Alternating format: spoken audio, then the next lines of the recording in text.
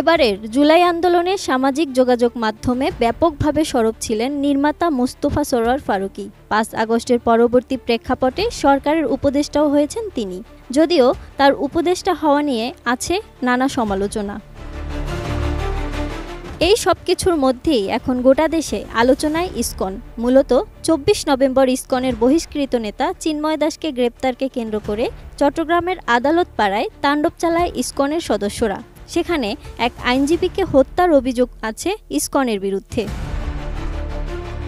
আইনজীবী হত্যাকে কেন্দ্র করে ইসকনকে নিষিদ্ধের দাবি আসে বিভিন্ন মহল থেকে। একই সাথে এই ঘটনাকে পরিকল্পিত হিসেবে আখ্যা দিয়েছে সরকারের উপদেষ্টারা। এসবের মধ্যেই উপদেষ্টা মোস্তফা সরোয়ার ফারুকী সামাজিক যোগাযোগ মাধ্যম ফেসবুকে একটি স্ট্যাটাস দেন। এতে তিনি লেখেন, যারা দেশের বাইরে এবং ভিতরে থেকে বাংলাদেশকে অস্থিতিশীল করার চেষ্টা করছেন তাদের স্মরণ রাখা উচিত শেখ হাসিনার পালিয়ে যাওয়ার দৃশ্যটি। নির্মাণ কাজেও আমি বেছে নেই CSRM TMT 500W, committed for better still। চট্টগ্রামে আইনজীবী হত্যার প্রতিবাদে বুধবার ২৭ নভেম্বর চট্টগ্রামের আদালতে কর্মবিরতির ডাক দিয়েছিলেন আইনজীবীরা। এই বিষয়টি নিয়ে গতরাতে সামাজিক যোগাযোগ মাধ্যম ফেসবুকে একটি স্ট্যাটাস দেন মোস্তফা সরোয়ার ফারুকী। এতে তিনি লিখেন, আইনজীবী আলিফ হত্যাকারীদের মনে রাখা উচিত আওয়ামী লীগ সভাপতি ও সাবেক প্রধানমন্ত্রী শেখ হাসিনার পরিণতির কথা। সেখানে তিনি আরও লিখেন, দেশের ভেতরে ও বাইরে বসে যারা বিন বাজাচ্ছে বাংলাদেশকে অস্থিতিশীল করার জন্য তাদেরও বলবো হাসিনার পলায়নের দৃশ্যটা মনে করতে।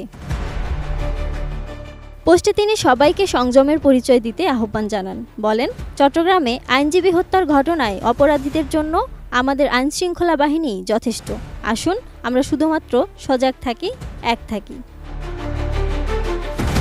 এদিকে ব্যক্তির দায় সংগঠনের উপর চাপানো উচিত নয়। একই সাথে কোনো সংগঠন নিষিদ্ধের আলোচনা এখন পর্যন্ত উপদেষ্টা পরিষদে হয়নি বলে জানিয়েছে অন্তর্বর্তী সরকারের পরিবেশ, বন ও জলবায়ু পরিবর্তন মন্ত্রণালয়ের উপদেষ্টা সৈয়দা রিজওয়ানা হাসান। তার মতে, দেশে বিশৃঙ্খলা সৃষ্টির চেষ্টা রাজনৈতিক দল ও অন্য অংশীজনরা মিলে রুখে দিয়েছে। উপদেষ্টা পরিষদের বৈঠক শেষে গতকাল বৃহস্পতিবার রাজধানীর ফরেন সার্ভিস একাডেমিতে সংবাদ সম্মেলনের আয়োজন করা হয়। সেখানে সরকারের আরেকজন উপদেষ্টা মাহফুজ আলমও বক্তব্য দেন। প্রধান উপদেষ্টার প্রেস সচিব মোহাম্মদ শফিকুল আলম এ সময় উপস্থিত ছিলেন। তাদের মতে, আলোচনার মাধ্যমে সব সমস্যা সমাধান হচ্ছে। Desk report, ATN news.